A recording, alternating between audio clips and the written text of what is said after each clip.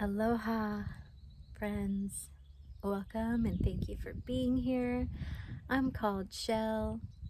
Today is the 9th of April, 2025. We got some background noise, some chainsawing going on here. My sweetie started a fire last night because it's like possibly one of the final burn days of the season, because now the weather's changing and we have warm days ahead. And so yeah, when you're a steward of the land, there's regular prescribed burning is a part of caring for the land. At least where we're at, we're in a part of Northern California where it's a necessary component of land care, good stewarding. So yeah, that's going on.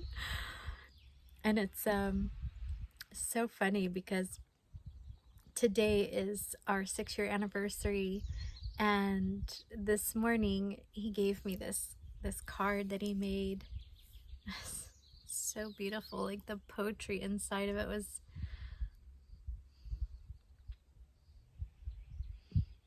truly a treasure, a gift.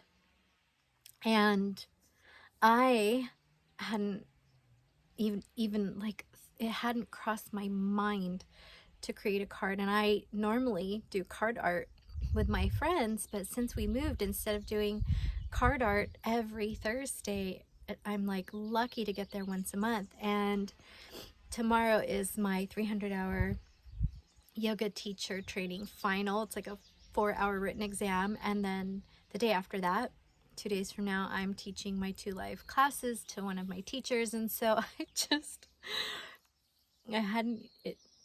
had not crossed my mind. So I was really touched to receive it and really grateful that the relationship that we have is not influenced by any material thing. And so it's okay. It's okay if I make a card a little later and give it to him. We both don't celebrate like Hallmark holidays, and so if I get a card to him on Saturday, because that's when I have the space to really be fully present with what I want to create, to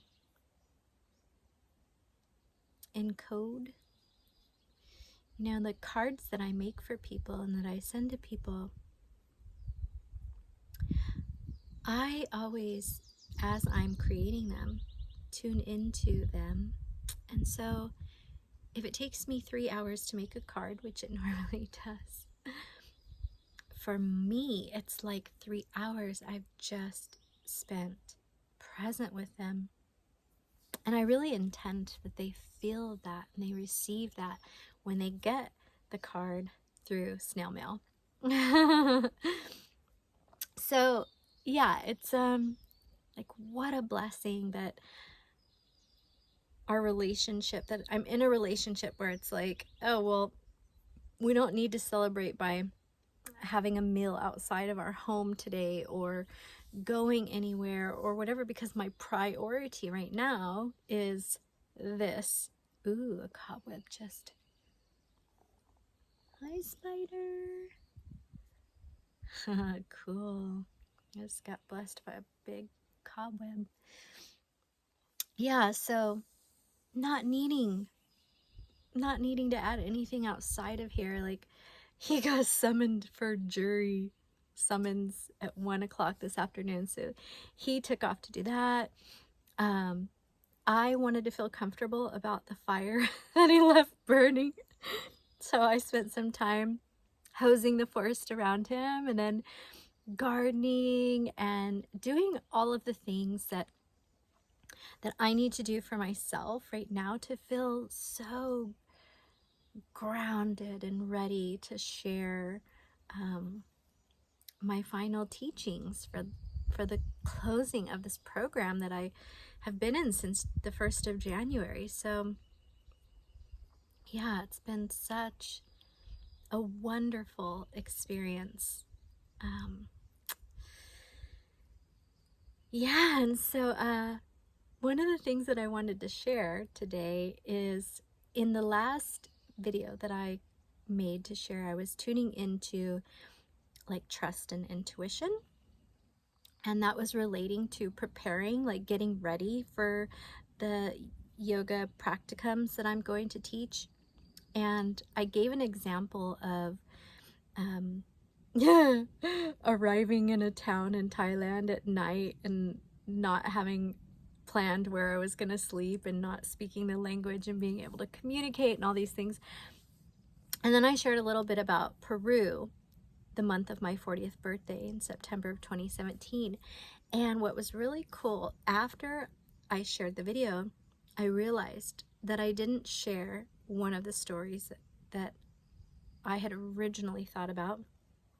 And that was the night of my birthday when I was on the train leaving the town of Machu Picchu to return to Ollantaytambo, which is where my hostel was. There I was again. It was like, well, this is before Thailand, but there I was on a train that would arrive into Ollantaytambo at midnight, and I would then need to walk myself to the hostel at midnight. So walk across town from the train station to the hostel. I think it's like a 25-minute walk. And realizing, oh, I'm doing this again. And, you know, like raise a hand if you've ever shown up, if you can relate, like you've shown up into some area that's foreign to you where you don't speak the language and it's nighttime, and like bus stations, train stations, even sometimes airports, right? When you get outside, you're like, wait a minute, I can't even confidently communicate because I don't speak the language where I am. And it's kind of like a, you know, an eerie, like shady kind of energy. Often these places have characters who hang around looking for targets, right? Easy targets. And so there I was like, oh boy. All right. Call on my council of light. Like, I need help. I'm gonna arrive into this train station at midnight and then have to walk across town in the dark alone. And luckily for me, this young Asian American, so he spoke English was his first or second language. He was fluent in English, and he started to communicate with me. He sang me happy birthday, and then he asked if there were any rooms where I was staying, because he needed a place just for a few hours before he was like moving on. And so he walked with me. We got off the train together, we walked together, we woke up the person running the hostel I was at. He got a room, and that was it. He was gone before I woke up the next morning, and it was like he was just in my life for that hour and a half, whatever it was, and was like divinely sent. You know, he was an angel just delivered through the divine to help me to really come to know that I'm safe everywhere I am. And that's something that we really get challenged to believe and then to know. And being in these really uncomfortable situations is a great opportunity to really practice, like, calling in the help you need, trusting you're gonna get it. And hi Mir, you say hi? Yeah. And so yeah, I was grateful that the story wasn't told originally when I had intended to, because more about Peru came up for me, and I was remembering that when I got to the top of the mountain, when I got up to the site of Machu Picchu, unexpectedly, because it wasn't due at the time, my menstrual cycle started, and I started a bleed. And luckily, as I had shared, I connected with two women that I had met at another part of, in another area of Peru a week or so earlier, and one of them had a little like panty liner that I could put. But in the meantime, I had started to bleed on the mountain. And it was only in recent years, I shared about this in some of the videos over the summer when DM and I were in Hawaii, and when we would camp, when we would visit these power spots on the planet, these sacred sites and power spots, out of sync with my natural cycle, my menstrual cycle began. And what I was getting in Hawaii was the message to share my blood with the earth, intending to share my fertility, intending to correct the bloodshed that had been spilled on the land through war and through violence, through offering my blood, my fertility, as healing. And so I just realized that this was already happening in 2017 when I was in Peru, and really just appreciating the magic of life, and how had I remembered to share what I was going to share the last time I connected with you all, I wouldn't have explored Peru any further, but there was more for me there to remember, to realize with my real eye. So yeah,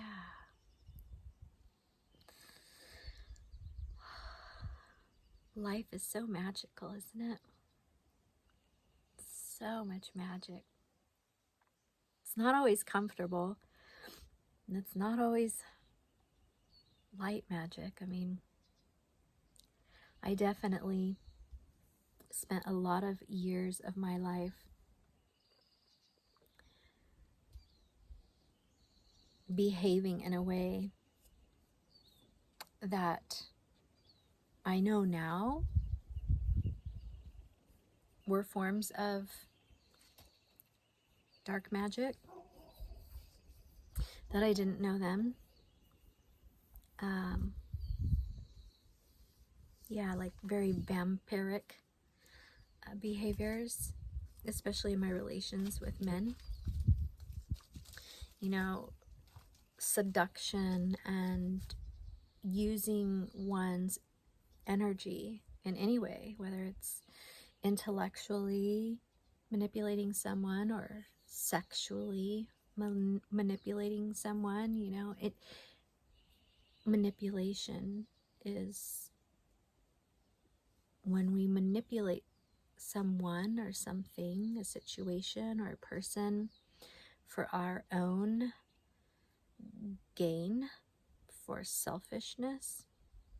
That is a form of spell casting. It is a form of black magic. And I just share this because it's important to remember that natural law brings back to us everything that we give out. And I am living proof. I am the teaching, the living example and teaching that we can correct these cycles, these patterns of energy that circle out and return to us. We can clear, release, remove the patterns that are dense and of low frequency, and create ones that are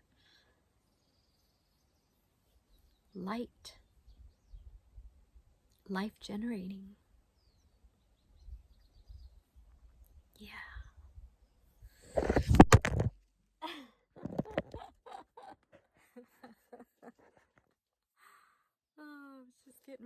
say goodbye. And yeah, that's quite a powerful way to close out. Yeah. Closing out with that. Leaving the conversation, closing the conversation today with the beauty and the magic and the aliveness, the magic that we all are, and that we each get to create in our own beautiful way. Look how beautiful that muse is. Oh yeah. Just loves to be seen and heard and touched, appreciated, just like all of us. So, thank you. I see you. I appreciate you. I'm touched by you. Thank you for being here. Thank you for spending your precious time and attention with me. So grateful to be on this journey with you. Mahalo.